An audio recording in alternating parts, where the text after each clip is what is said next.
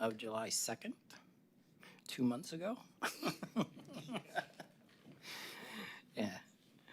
If so, if you got any additions or changes, otherwise, could I get a motion to approve?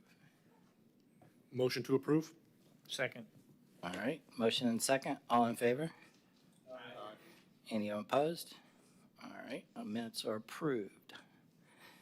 So, Eddie, do you want to read the quasi-judicial procedure, confirmation procedures? Yes, sir.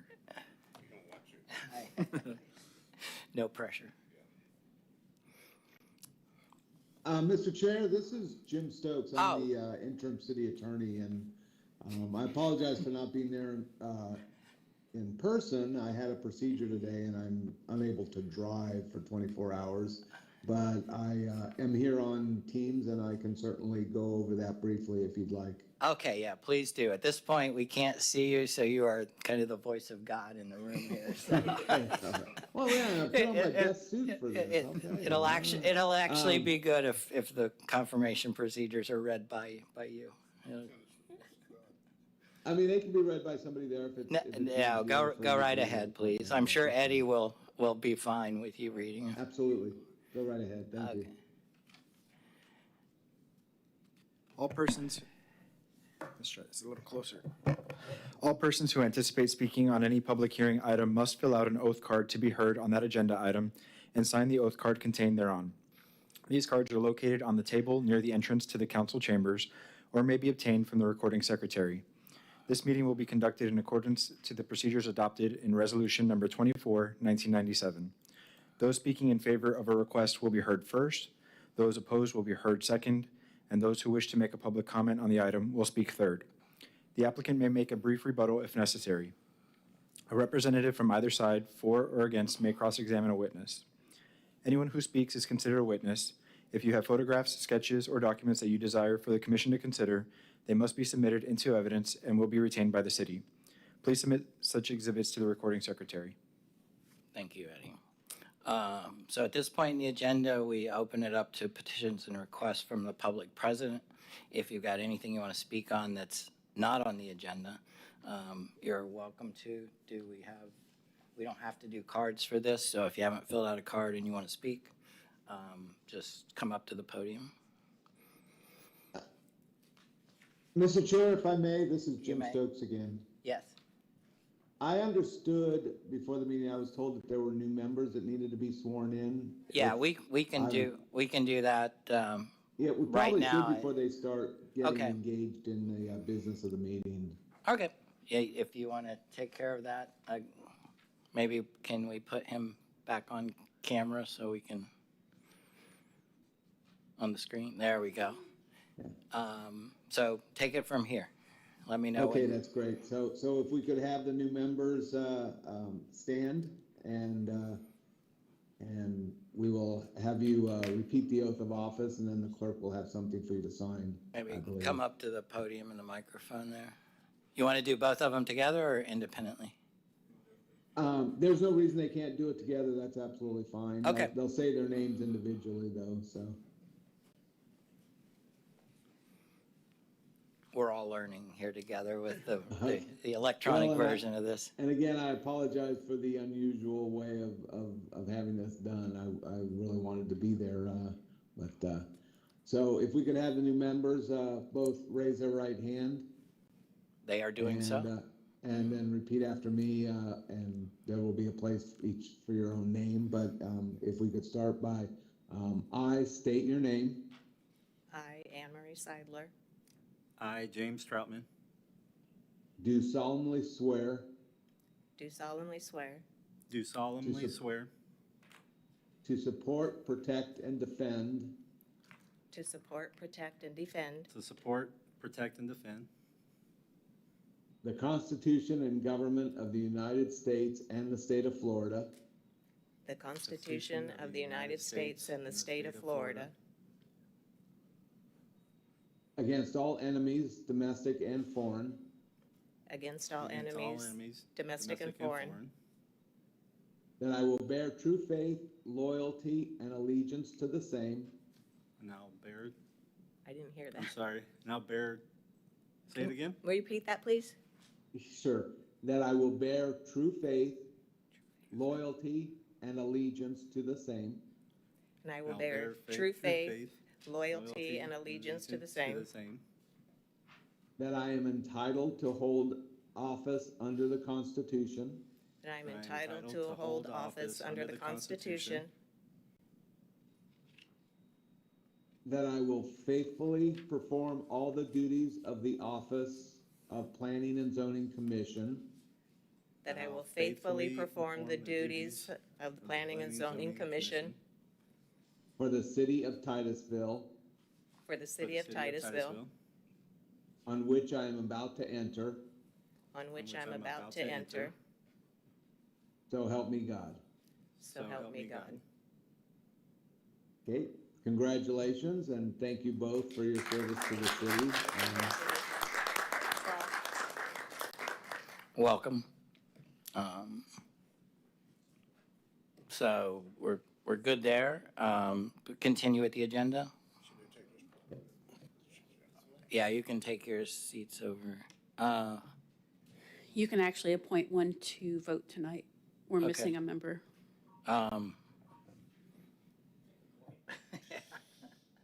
Alphabetically, who's next in the last name in the alphabet?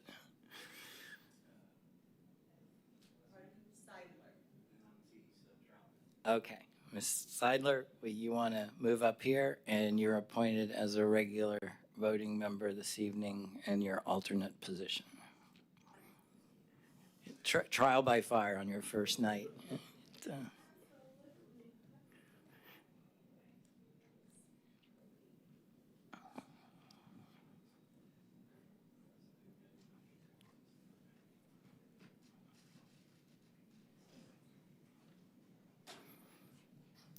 Thank you, Eddie. So official.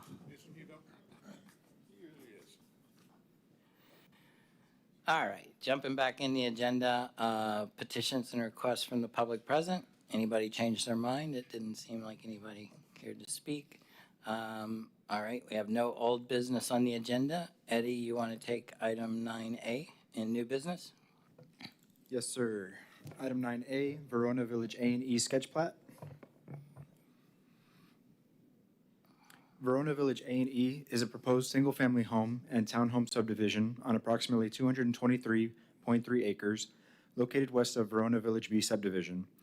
Village A consists of 339 single-family home lots, and Village E consists of 126 townhome units.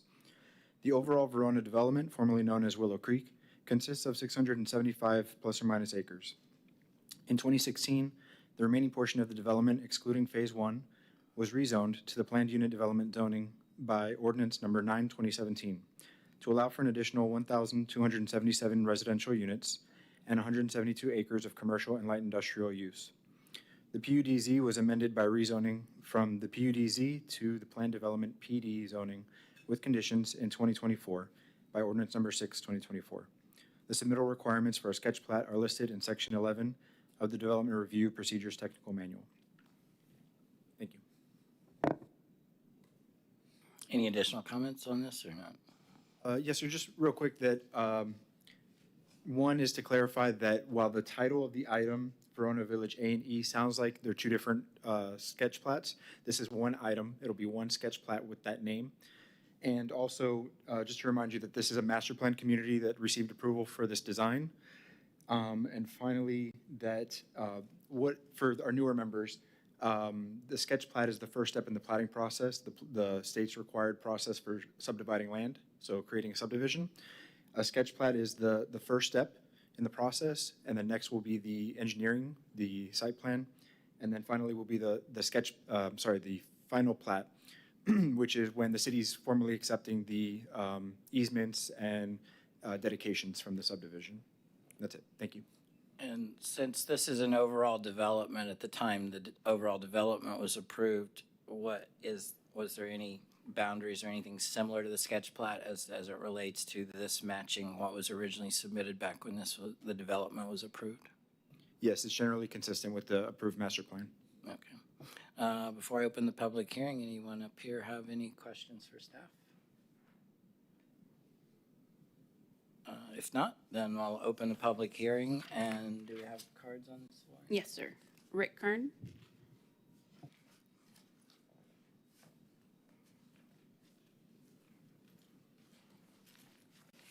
Hi, I'm Rick Kern, with RK Engineering, the engineer on the project. KB Homes is the owner of the project, and they've already completed Phase 1 in Village D and Village B, and we're out there building Village C currently right now as well. So this is the sketch plat that we have before you is the final phase in this project. So we look forward to making it a great project for the city here. So if there's any questions I can address for you, please let me know then. Does anyone have any questions for the applicant's representative? Thank you. Thank you. Anyone else, Laura? Aaron Traeger.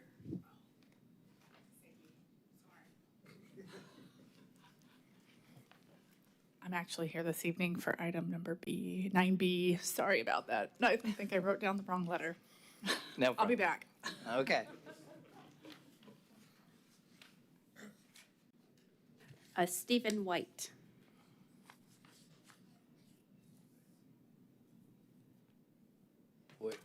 Do you want to speak on this item?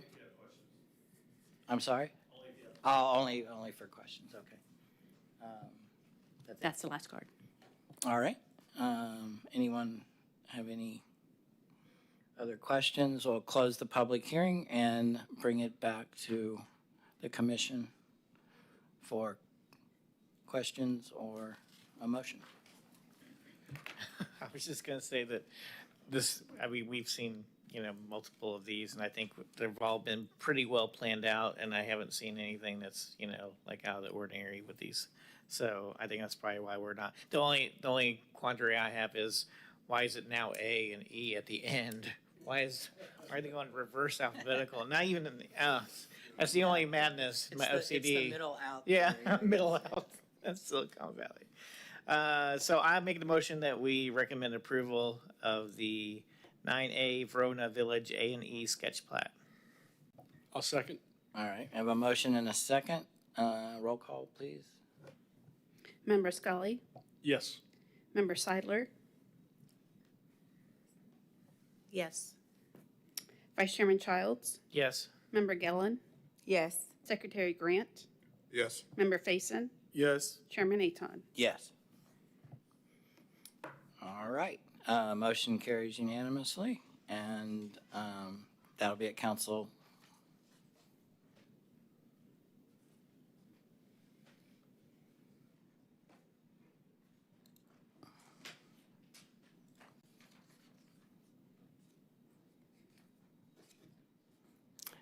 Joe's been gone too long. A little rusty.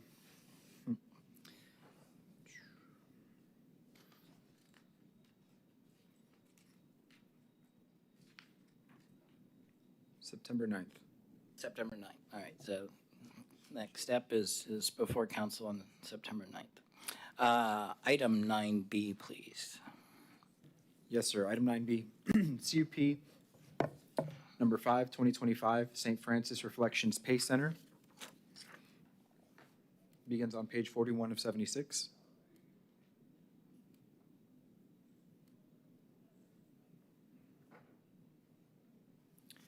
The applicant is requesting a conditional use permit to allow an adult daycare facility at 1250 Grumman Place in the Community Commercial Zoning District.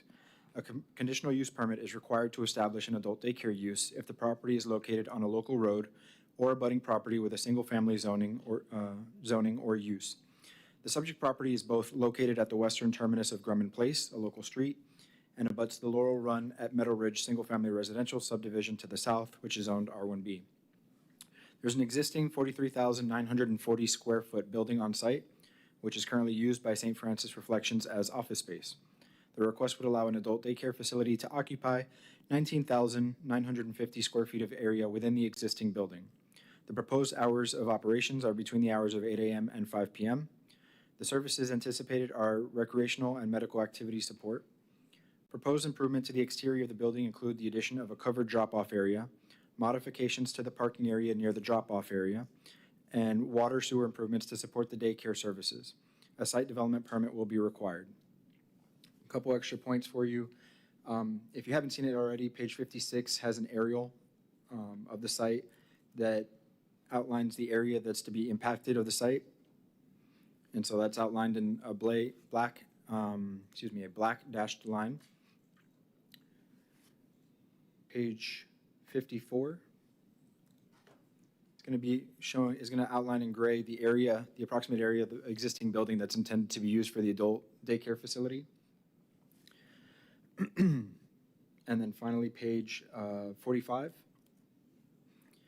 is going to be in section 12, A through D, are the conditions. So this use, an adult daycare facility, is permitted with a conditional use permit, and they must meet these conditions. The first is that shall be required to proceed through the CUP process. That's what we're doing. B is the must provide a landscape buffer in accordance with the code. The landscape plan provided depicts how the applicant will meet the required landscape buffers. Several plantings from within the buffer area are no longer present and are proposed to be replaced to bring the site into compliance. This landscape plan will be reviewed by staff for compliance as part of the improvements requested. C, shall set back all active recreation areas such as basketball courts, tennis courts, etc., a minimum of 50 feet from any abutting residential zoning district or residential use. The concept plan provided does not depict any proposed outdoor active recreation areas on the concept plan. And D, shall provide a passenger drop-off zone adjacent to the facility, clear ingress and egress from parking in other areas. According to the concept plan provided by the applicant, a covered drop-off area will be added to the south side of the existing structure adjacent to Columbia Boulevard. So if approved as shown tonight, those four will become binding conditions as part of the CUP, and the recommendation is to make the approval consistent with the concept plan. So the binding concept plan will be binding essentially. They will have to meet that and demonstrate compliance for their CUP. Is there a definition in the ordinance or the code as it relates to the breadth of adult daycare and kind of what that encompasses? There is.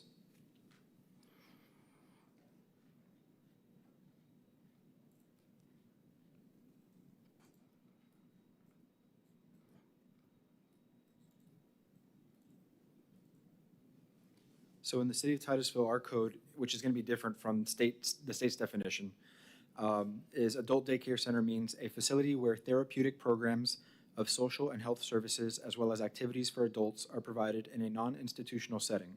Participants may utilize a variety of services offered during any part of the day, but less than a 24-hour period.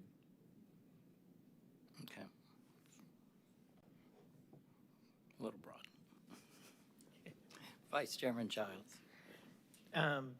With the Wawa, when we did a CUP for Wawa, right? Was it just because it was in the area of critical concern, or was it also a use because it's adjacent to residential? I'm not sure. It was one of those. I think it was because it had a buried gas tank, if I remember Yeah, right. I thought so too. So like maybe that use was, I'm just kind of, it's kind of crazy when we look at some of these things where you're like, that use was okay, but like this one has to go through CUP. For that area where it's clearly like commercial, area, and you have a Wawa right next door, and like, and then you have residential abutting that or adjacent to it. I just it's just like where did I guess it's probably more because it's not just a specific area, right, for uses. It's wherever CC is, right, in the city. So you just have to. I don't know. It's just weird. I think it's the use they want to put in that zoning was not anticipated For community commercial. For community. You just, I would just think that like community commercial, this would kind of fit most of the time. I don't know. Member Childs, is your impression that a use like this maybe shouldn't require a CUP? Is that? That's what I'm kind of going for. It seems like if we have other uses that are commercial like this, I'm just wondering like what's special about this type of use that I'm not seeing that someone at somebody at some point said, let's make this a conditional use permit, you know? It just seems different. But Yeah, I can't speak to the rationale when that was drafted, but if it's something that you think is unnecessary, I think that's important to maybe recommend to council. You know, not too long ago, we went through the process of trying to remove yeah. some of these conditional uses and make them limited uses where they could come in without a public hearing as long as they meet certain limitations. You know, we may need to do another exercise like that so we can reduce the administrative burden on the staff and also on the applicants. Yeah, because also the 5 conditions as well. I mean, some of those seem fine anyway, like the landscape buffer. I think probably even like the Wawa would need that too, and I think they did have that. I don't know about the recreational area. I guess, you know, they would have recreational areas, and that's probably one of the bigger differences between a regular commercial and then you're doing adult daycare. You'd obviously have that, where a lot of commercial you wouldn't have that. But okay, just something we can think about. But all right, thank you. Member Faison. Good afternoon, Eddie. If I'm not mistaken, didn't I read that this needed a CC because of its proximity to the residential area? That and because it's access on a local road. All right. Okay. Anyone else? All right, I'll open the public hearing. Oh, I'm sorry. I have a question on the setback for all active recreational areas. If they want to add basketball courts, tennis courts, or anything like that, do they come back and ask and show where it is situated on the property, or how does that work? That's a good question. Since you're expanding the footprint of the use, in that case, most likely you'd end up having to apply for a new CUP anytime you're changing the boundaries of where this is located. And the binding concept plan that was submitted is supposed to be the guiding document for the design of that use. So yeah, if there's another request to expand, a CUP is required. Okay. And don't see anything else. Open the public hearing. Lori? Marie Forney. So I'm going to ask Joe Killian, who can address more of what's going to go on in this program. Okay. Did you fill out a card also? I did. Okay, great. Yeah. Thank you. I didn't want to be executed by you guys. My name's Joe Killian. I'm the CEO for, it's called St. Francis Reflections. That's a DBA. It's Hospice of St. Francis, which has been a part of this community for 50 years, over 50 years now. A PACE program PACE stands for Program All-Inclusive Care for the Elderly. What it boils down to is we're taking care of people that live in our community that are elderly, frail elderly people that are nursing home appropriate but are still being cared for in their homes. I worked for 20 years in a hospital as a director of geriatric services for the geriatric line in that hospital system, and I got to go into some of the homes in Cincinnati, actually, years ago, that were caring for elderly in their homes. And that made a big impression on me when I walked in the door with Dr. Dan French, who was a geriatrician, a 90-year-old woman, had all of her groceries in the middle of her kitchen. This is the dead of summer, okay? 90 degrees outside. She had her stove on, and she had her food in the middle of her kitchen so nobody would steal it. And she was being cared for by a neighbor next door that was about the same age.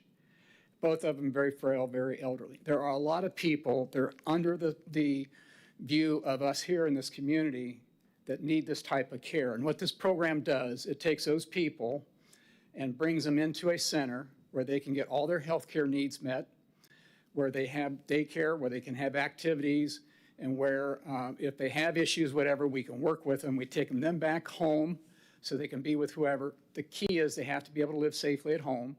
But if you ask yourselves, anybody on this council, where's the last place you want to be in your life when you're elderly?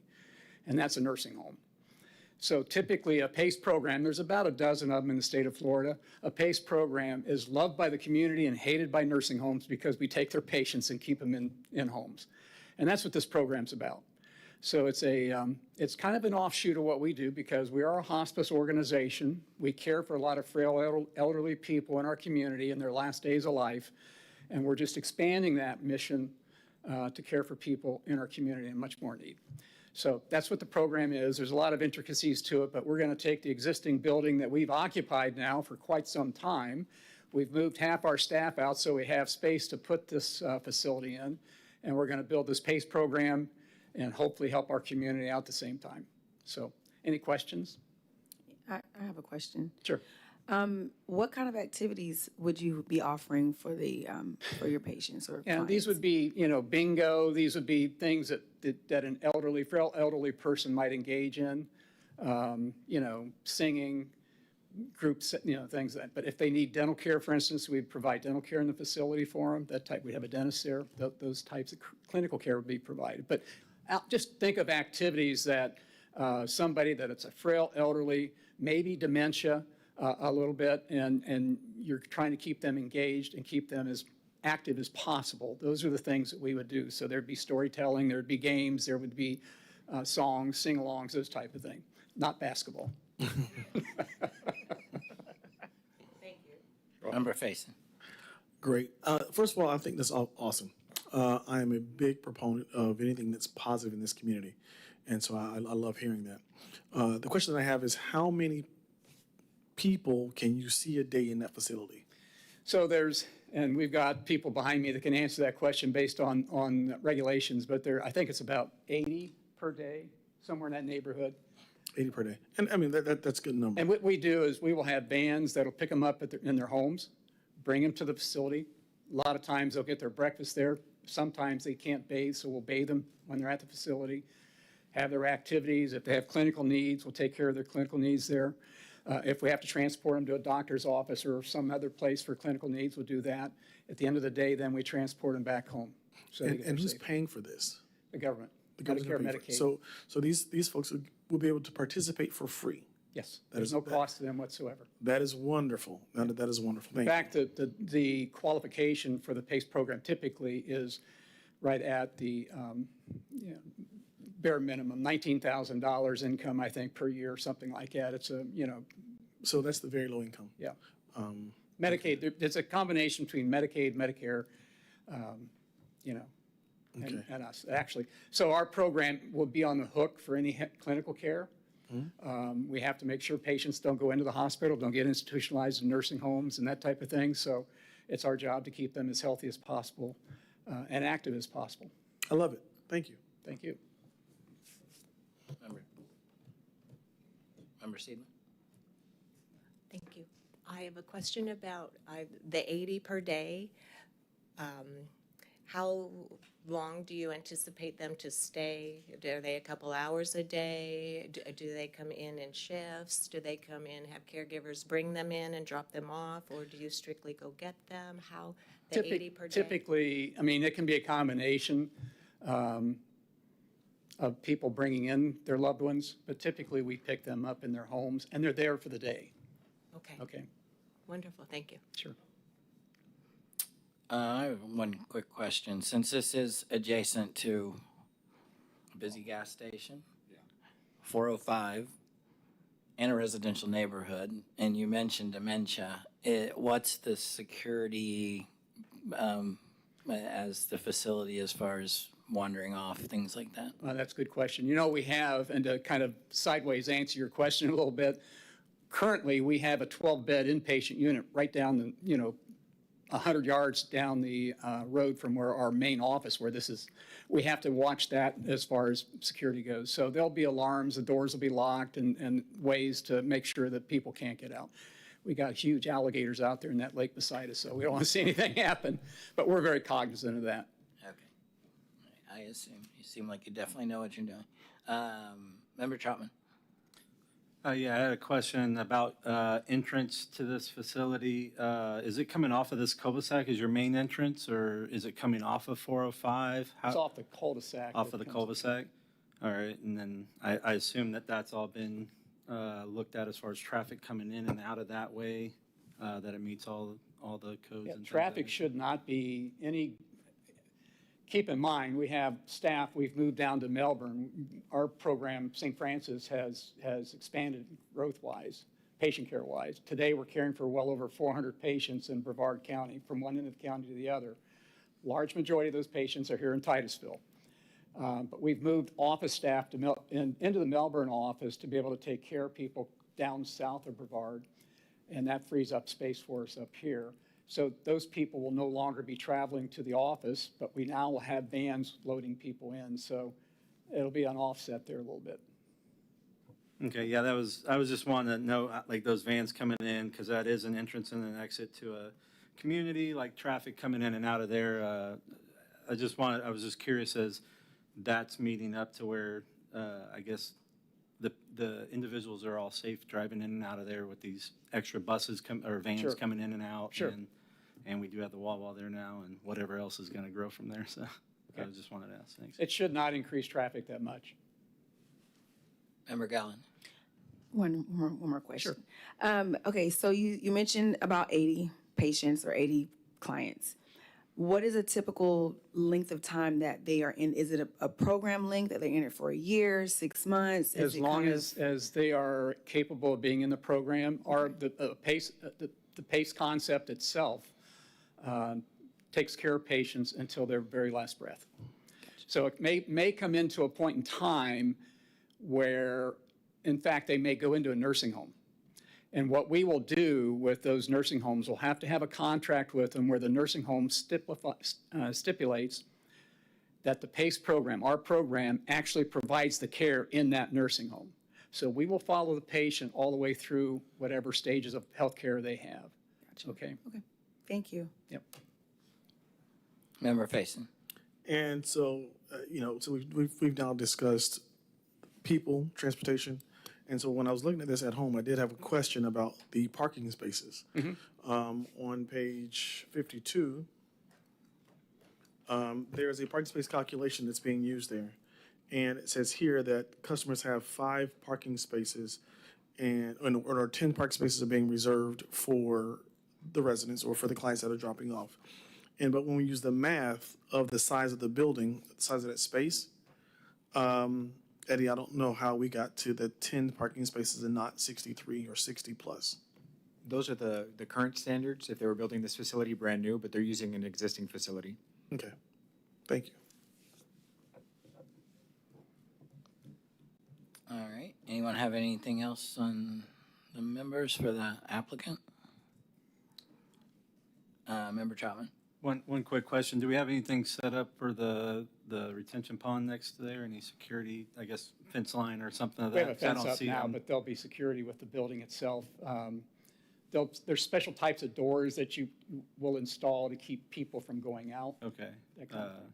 Yeah, with the bring up about the dementia or things of that nature, Oh, yeah. wandering, we don't need them walking off. And we've had experience with the 12-bed inpatient unit right down the road, 100 yards away from we have some days, just because it's 12 beds, that doesn't mean there's only 12 patients. A lot of times you have 2 or 3 people dying a day in that inpatient unit. So you may have 2 or 3 people coming in and out. A lot of them have dementia. Sure. And so we have special doors, special warnings so that they can't do that. So is there going to be a fence of some kind of barrier along that? Or you said doors or something? Well, there's special locks on doors to Sure. prevent people from Going out. egress, okay, Okay. from those doors. The fence that's there, I don't think we're planning on doing much with right now. I mean, it's a picket fence type of thing, and it's There not is gonna- a fence there. There Yeah, is but it's something not, blocked, but it's it would not structural. stop somebody if they got out. Okay. The worst thing for us as an organization is for an elopement, as they call it, let somebody out of your, then the government comes crashing down on top Right. of you if that happens. So So I we are guess- very, very particular about that not happening. I assume that y'all will look into that and maybe structurize that to make it so where it don't happen? I'm sorry? I guess y'all will look in the future as far as structurizing that to make sure that that doesn't happen in the future, or you're just relying on the doors? Is that? Well, I mean, the doors are going to be the first line. People, when they come in there, first of all, there's going to be people watching them. They're not spending the night, so you got to, you'll be keeping track of where they are. But there's alarm, the doors are locked, and there's alarms on the doors, and only certain places that patients can go. It just looks real close from that parking way in the building to that pond, so. It is. My office used to be right next to it, and I used to watch this alligator come up there. He's a pretty good guy, pretty good sized guy. From a guy from Cincinnati, never saw one before. Member Gallo? I know I said I had one more question, but I just thought This is about it one when you more were question talking. ago. Lighting.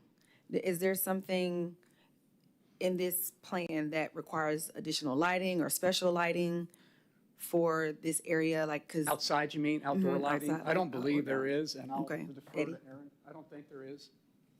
We have lighting there now. okay, so it's a well-lit area pretty much. I don't, the problem and you have with the lighting is there's like 1,000 oak trees. So, God forbid if we did anything to the oak trees around here. There's new lighting underneath the canopy. Yeah. So there'll be ample lighting for any area that the patients will be accessing. And there is additional fencing that has been put in place so that the people can enter. There is additional fencing. You'll see the building's U-shaped, and there's an additional fence that is placed further down the U so that if people were to go from the inside of the building to the covered porch area, there are egress alarms that are there. There are also egress alarms from the covered porch out, and then there's another fence that will be placed at the very end so that, again, They can't go. controlled so they can't elope easily. That won't be around the lake, though. The fence around the lake's going to stay where it is right now. Already That exists. was- yeah. Sir, can you state your name and address for the record? Thank you. Kenneth Murray, Forney, 17975 April Lane, Jupiter, Florida. Thank you. Seems like that's the end of our questions for the applicant. Lori, do we have more cards? Travis Kerr, I'm just here to answer questions. Aaron Traeger. Same. I'm here to answer questions if you have any further. Engineer and architect, so if you have any questions. Thank you. That's it? Yes, sir, that's it. All right. With that, I'll close the public hearing and bring it back to the commission for any additional questions, comments, or a motion. Member Grant. Mr. Galindo, if we approve this, do we have to approve it with the conditions that you mentioned or just as written? So the 4 conditions that were on page 45, Right. those are the minimum required conditions that must be met in order to issue the CUP. So there's no special conditions, they're just required regardless? Only if any of the members want to add anything. Okay, thank you, sir.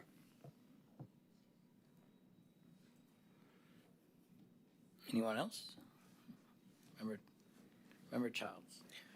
I'll make a motion to recommend approval of BCUP number 5-2025 with the requirements as stated by staff. Second. Okay, we have a motion and a second. Roll call, please. Secretary Grant, Yes. Member Faison, Yes. Vice Chairman Childs, Yes. Member Scully, Yes. Member Seidler, Yes. Member Gellin, Yes. Chairman Aton. Yes.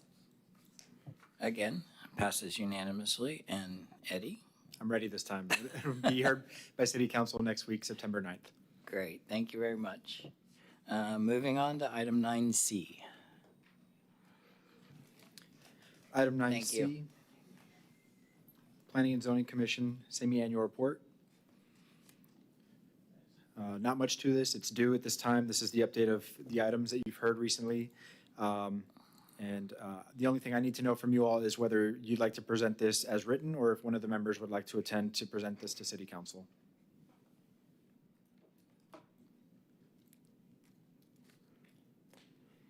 Yeah. So any comments on the document before we talk about presenting or not? I see none. Anyone have a burning desire to present it to the council? If not, we typically, I think, just present it without, for them to read. No. Can we nominate him? Nobody was late tonight, so they don't get the honor of presenting it. All right, I think there's your recommendation, Eddie, is please forward it to council with no additional comments from us. Great, thanks. All right.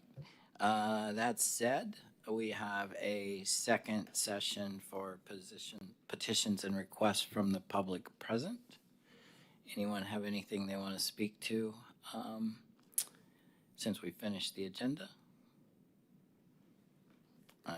Seems that we're good. Well, I guess if you're still there, we have city staff first and then the city attorney reports. Anything, Eddie? Yes. Nothing new to report, just welcome to our new members. Indeed. City attorney, if you're still there, anything? I am still here and I have nothing to report, although once again, I do apologize for not being there for you guys in person. Hey, no, the nothing to technology report. works, so we're good. All right. I have nothing to report other than it's good to be back after a fairly significant break. Any members? Member Grant. Mr. Galindo, if you would be so kind, sir, as to educate me on Senate Bill 180. I've read it, I've tried to interpret it, and it's not looking good. It's not looking good. It's still being oh, go ahead. Oh, sir, I'm sorry. My interpretation is that there's going to be some sort of moratorium on planning. And even some of the things that we've already made decisions on may be cold, for lack of a better term. Please enlighten us all on what's going on. And please tell me something before you get into that. Is the tail wagging the dog on this? In other words, is this being lobbied by developers? That I can't answer. I don't know who championed the bill, but Senate Bill 180, for those who haven't heard, it's still up in the air what it really means. It's still being interpreted, but in the strictest sense, it could mean that the city's precluded from developing stricter standards, and that's kind of the broadest way to say it. So we're still trying to learn what exactly it means and how it's being enforced across the state, but my understanding is the intent was to prevent cities from creating standards that are more stringent than what they were prior to certain natural disasters. So there were certain hurricanes, and some communities changed their land development regulations to make them a little more strict, whether that's a larger setback or a smaller footprint of a building being the maximum permitted. So we'll keep you updated as we learn more, but at this time, most communities are worried that any new regulations that are more stringent are not enforceable. Mr. Chair, if I may also chime in. Please. Absolutely, please. Okay. Just a little bit more, and that information was all correct. I will tell you from my experience, what a lot of cities were doing around the state is they were seeing the opportunity of some pretty widespread destruction from some of the storms as their opportunity to fix some non-conforming issues they may not have liked. And like anything, when cities and counties tend to get a little aggressive, the legislature tends to push back with preemption. Whether this was motivated by developers or construction industry or whatever, basically was more of that created it. I will tell you that the information that's been received is that a lot of the legislators that voted for it did not understand how widespread the restrictions were. There are a group of cities and counties that are contemplating pursuing litigation against the legislature for kind of usurping that home rule power. But the Florida League of Cities is also going about it through a legislative path of talking to the legislators and trying to get a bill this session, which starts right after the first of the year, to kind of roll back some of the more draconian measures that are handcuffing local government. So, and there seems to be a feeling that path will be successful, and that the legislature will file what's called a glitch bill, which is basically kind of fixing some of the provisions that they put in place last year. So while it's the law now, so we have to be very cautious now. But the hopes is that it won't last in its current form too long, and we will regain some of that local control back, next year. So. Oh, I feel much better now just listening to you talk about it. Thank you. No, I'll have a follow-on question. We got a couple requests up here. Member Faison, you're next up. So thank you for bringing this up to my attention, because I was not following it. And so in the legal world of writings, right, syntax is extremely important. And so as I read this, the very first city part that I come across that strikes my attention, it says certain local governments. Certain local governments. So is this a targeted bill at certain local governments? Are they just like, with this is important, right? Certain local. Yeah. Go ahead. I'm sorry. The way Senate Bill 180 was written is it said that any local government that was within 100 miles of the storm path of any one of the recent storms we've had, and they listed them out, the storms and the tropical depressions by name and number. But they said, 100 miles from the edges. Well, we know how wide some of those paths are, and then you add 100 miles past that, it pretty much ended up covering about 90 to 95% of the state. So they wrote it up like they were focused on storm areas, but the effect, and that's what I was talking about when I said some legislators didn't realize the breadth of the restrictions. They didn't realize that it was kind of written up to cover the whole state. But when they talk about certain local governments are fighting back a little bit harder, that is true. I know the one that's probably closest to us is the city of Edgewater, just to the north of us, and they always have problems. And I'm sure we've all seen it on the news whenever there can be a mild rain, and they have some major flooding, and they're trying to work on that. And now they are kind of feeling that their hands are tied in trying to address something that is a very big problem to them. And so they are one of the cities that are very vocal and pushing back and kind of being a little defiant and saying, we have to look out for our city first. So there are some cities and counties that are being more aggressive towards fighting this, and others that aren't. But the bill itself, pretty much covered everybody. Thank you. Vice Chairman Childs. Yeah, I was going to say Edgewater. I think the city council discussed this at the last city council meeting they talked about Edgewater, and they talked about the lawsuit, and they wanted, the cities were trying to get together to sue the state. And I think it was going to be like $10,000 to $20,000, I think was the total at the end if they went all the way to the state Supreme Court. And I think the city council had a consensus of not joining the lawsuit and doing it the way that the League of Cities is doing and just lobbying, the state legislators. So that's where they left off as far as I think that was the last city council meeting they said that.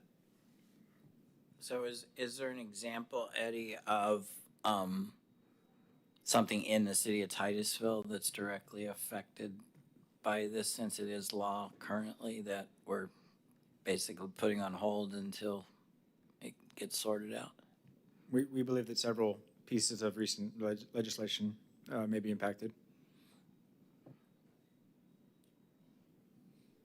Stay tuned, right? Stay tuned.